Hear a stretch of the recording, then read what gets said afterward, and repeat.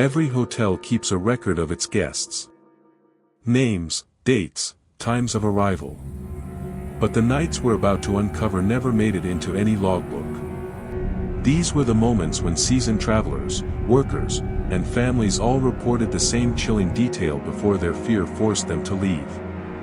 A simple, quiet knock, faint at first, then louder, and louder, even though no one stood behind the door.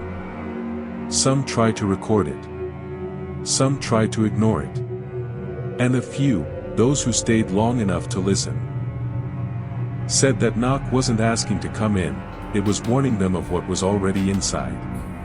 Before we begin, remember this: every incident you're about to hear was reported by people who walked into their rooms expecting nothing more than a quiet night's sleep.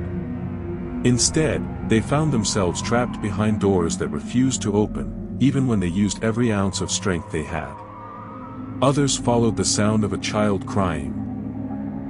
Soft, shaky, echoing through a hallway that had no registered children on the entire floor. And one hotel staff member, a trained night guard who had worked that building for years, vanished moments after radioing in a disturbance on the 4th floor. His voice was calm. His footsteps were steady.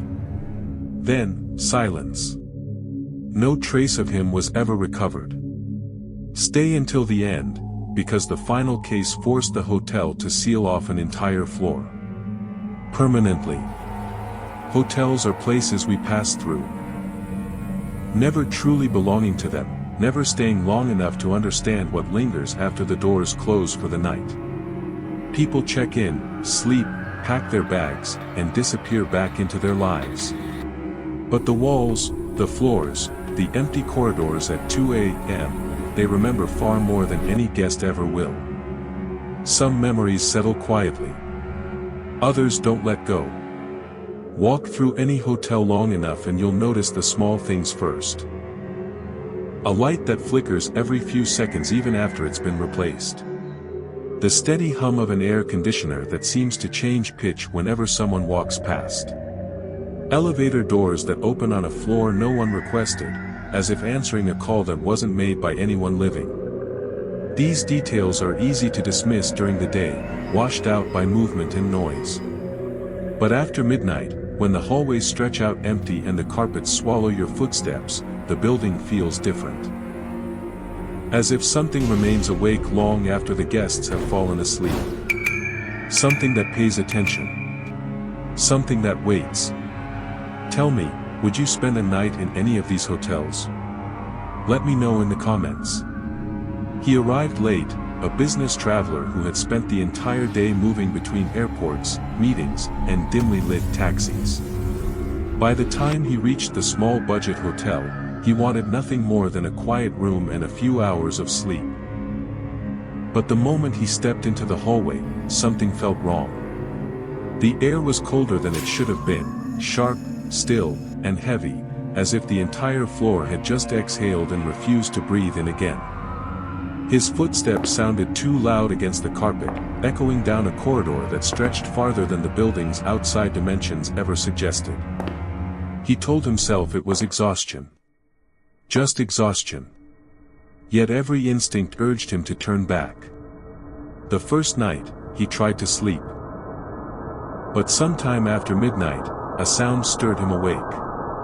Slow, steady, deliberate pacing. Heel, toe. Heel, toe. Directly above his room. At first, he assumed another late traveler had checked in, someone restless or jet-lagged. But the sound didn't stop. It didn't change rhythm. It didn't hesitate. The next morning, with red eyes and a stiff neck, he mentioned the noise to the receptionist. She glanced at him, confused, then concerned. And when she finally spoke, her voice dropped almost to a whisper. "There's no guest above you. That room is sealed." He waited for her to laugh or explain, maybe a renovation, maybe a mistake. But she didn't. She only stared, as if expecting him to ask another question. He didn't. He didn't want to. By the second night, he couldn't ignore it. At exactly 3:17 a.m., something tapped against his door. One knock. Then another.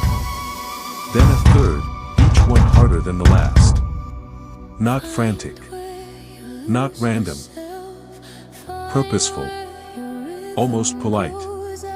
As if whoever stood outside knew he was awake. He approached the door slowly, every step tightening his chest. He pressed his eye to the peephole, nothing. The hallway was empty. But he could hear it, breathing. Low. Ragged. Right on the other side of the wood. Every night, the same sequence repeated. 3:17 a.m. 3 knocks. Silence. Breathing. He tried playing the television, running the shower, even wearing noise-canceling headphones. Nothing blocked the sound. Nothing felt safe. And on his final night, something changed. The knocks came again, slower this time, spaced apart as if whoever stood outside was waiting for him to respond. Against every instinct, against every warning his mind screamed at him, he turned the lock, twisted the handle, and opened the door. The hallway stretched out empty, quiet and still. But on the carpet, directly in front of him, were wet footprints, leading away from his room. Fresh. Dripping. Bare. He barely slept. At sunrise, he packed his things and carried them downstairs. But when he reached the front desk, the receptionist's smile vanished. Her eyes dropped to the floor, then to his shoes, still damp with the residue of whatever he had stepped into. Her voice trembled when she finally spoke. You opened the door, didn't you?" He wanted to ask what she meant. He wanted an explanation. But the look on her face said everything. Whatever had knocked, was never meant to be let in. If this story shook you, hit the like button so we can continue. They were a small family, 2 exhausted parents and their daughter, looking forward to a quiet weekend at an upscale resort known for its flawless service. The lobby was warm, polished, inviting. Nothing suggested what waited beyond the elevators. Their room, 407, sat near a dim corner of the hallway, a place the staff never lingered. A place whispered about in passing conversations. The kind of corner that carried a subtle draft, as if the building itself didn't want anyone sleeping close to it. The parents didn't know that guests before them had filed vague complaints, not loud disturbances, not aggressive disruptions, just soft, unexplained noises. Sounds that staff could never trace. Sounds no one wanted to investigate after dark. The first night seemed normal, until 1:14 a.m. That's when the mother woke up, unsure why. The room was still. The lights faint from the bedside lamp. But then it started, a small, trembling sob. Too soft to be in the hallway. Too close to be imagined. It wasn't the cry of a baby, it was older. Slow. Shaky. The kind of cry a frightened child makes when they've been afraid for hours. It drifted through the walls, rising and falling like someone was standing right beside the bed, hidden on the other side of the plaster. The father sat up too. Both of them listened, frozen. The sound didn't move, didn't fade. It pulsed. Like it was waiting for them to respond. They left their daughter asleep and stepped into the hallway, expecting to see a lost child, maybe a guest in distress. But the hallway was silent. The lights dimmed. And from around the corner, the crying continued. They followed it. Slowly. Carefully. With every step, the sound slid just a few feet farther away, never closer, never behind them, always one corner ahead. As if something knew exactly how far to stay out of sight. They walked the entire length of the floor until the cry finally stopped. Abruptly. Completely. Later, hotel security reviewed the hallway cameras. The parents could be seen walking, pausing, looking around corners, clearly pursuing something. But there was nothing in front of them. No child. No shadow. No movement. Just two adults following an invisible trail. When the parents returned to room 407, everything appeared untouched. Except for the bed. Something lay on the pillows.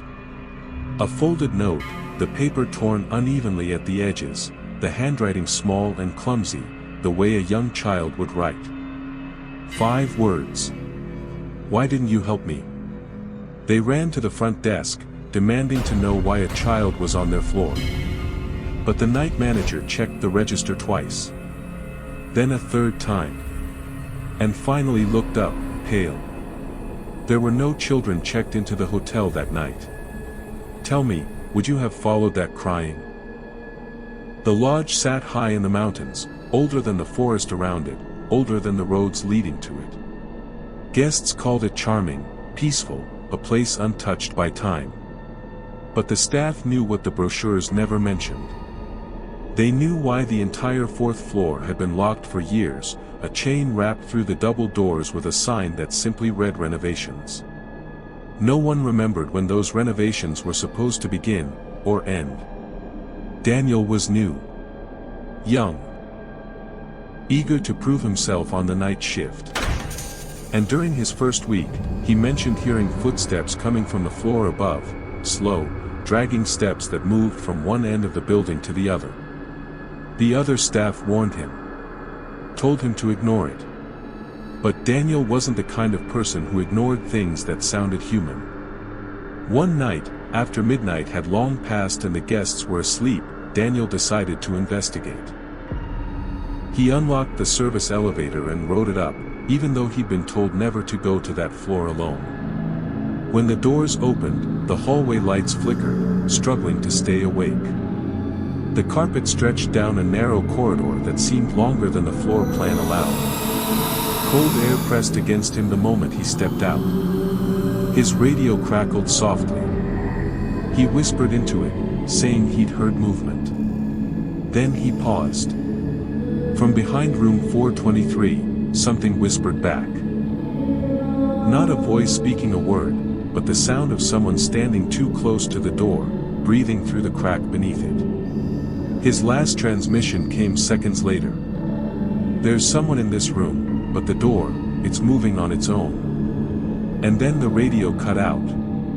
Completely. Security reached the 4th floor minutes later. The hallway was colder than any hallway in a heated building should ever be. Their footsteps echoed, faint and hollow. When they reached room 423, the door was wide open. No signs of forced entry. No footprints leading in or out. Just an empty doorway and a room filled with a cold so sharp it felt like standing inside a freezer. Daniel's flashlight lay on the floor, still warm to the touch, as if he'd dropped it only seconds before they arrived. Security pulled the camera feed later that night. The final frame showed Daniel standing outside room 423, raising his flashlight. Behind him, for a fraction of a second, the feed caught a shape, tall, thin, its outline warped by the failing light. It stood just close enough that if Daniel had turned around, he would have met it face to face. Daniel was never found. Not a shoe, not a scrap of clothing, not a single sign that he ever walked onto that floor. The lodge closed the 4th floor permanently the next morning. Chains. Padlocks. No entry. Ever. But guests still make phone calls to reception long after midnight. They complain about footsteps upstairs, pacing back and forth across a floor no one is allowed to enter. Some say the footsteps stop the moment they open their door, as if whoever is above them is waiting for them to listen. And to this day, nobody knows what answered Daniel when he opened that door. Which of these hotel nightmares unsettled you the most? Tell me below. I'm curious which story stayed with you after the lights went out. And if you think these were disturbing, stay close. Because next time, We're diving into real recordings captured by guests, footage and audio that no one has been able to explain, and that many wish they had never watched. For now, subscribe to our channel. Just remember one thing. Don't open the door. Don't forget to subscribe to Shadowed Screams for more horror chills.